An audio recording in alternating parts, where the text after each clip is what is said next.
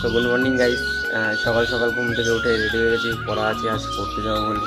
পড়তে যাওয়ার আগে আমি খেয়ে নিচ্ছি কিছু ড্রাই ফ্রুটস, কিশমিশ আর কি আছে এখানে। যা খাওয়া শরীরের পক্ষে খুবই ভালো। তো খাবার তোমরা সবাই আমার ফালতু জিনিস না খেয়ে এইসব খাবার অনেক ভালো জিনিস।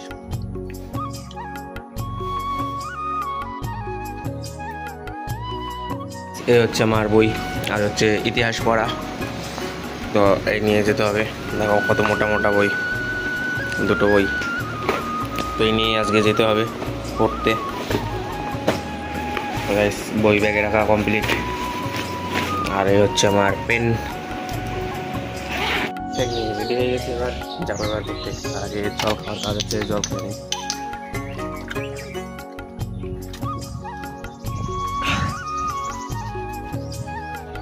এবার যাচ্ছি পড়তে।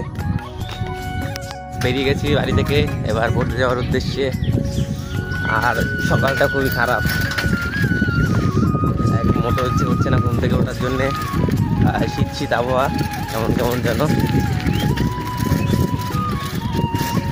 গাইস আমাদের বাড়ির রাস্তা, এখানে দেখো কি হয়েছে, রাস্তার মাঝখানে গরু দাঁড়িয়ে আছে।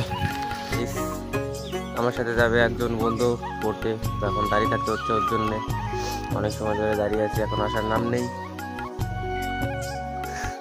গাইস ফাইনালি চলে এসেছে, অনেক অপেক্ষা করিয়েছে, তো যাচ্ছে সাইকেল নিয়ে। এত সময় লাগে, এত সময় লাগে রেডি হইতে? সবার আগে রেডি হয়েছিস, এত সময় দাঁড়িয়ে থাকতে হচ্ছে। তো গাইস ফাইনালি চলে এসেছে, অনেক অপেক্ষা করিয়েছে আমাকে।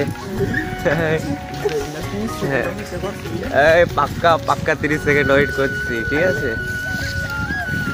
এখন যাচ্ছি পড়তে। সকাল সকাল ধুলো ওড়াচ্ছে, কাজ নয়। তোমার দাম আছে 30 সেকেন্ডের জন্য বেঁচে যাস অনেক জায়গাতে। মরার মুহূর্তে বাইসে আসিস তুই। 30 সেকেন্ড লেটে তোর কাছে, তোরে নিয়ে ডাক্তার কাছে গেলে ডাক্তার কি করবো? সরি। তাহলে 30 সেকেন্ডের দাম নেই না। তো গাইস ও ফালতু কথাই বলে সবসময়, কাজ নাই কোনো। সত্যি কথায় মোটেও না, সময়ের দাম নেই।